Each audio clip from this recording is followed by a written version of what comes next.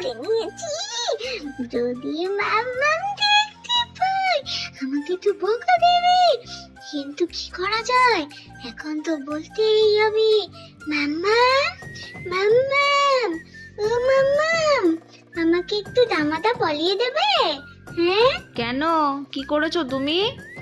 জামা পরবে কেন? তুমি তো পরেছিলে জামা। আমি না একা একা চান করে নিয়েছি, তুমি বকবে না তো মাম্মা? ভালো করেছো, স্নান করে নিয়েছো একা একাই। এখন তো বড় হচ্ছো, একা একা স্নান করতে হবে তো।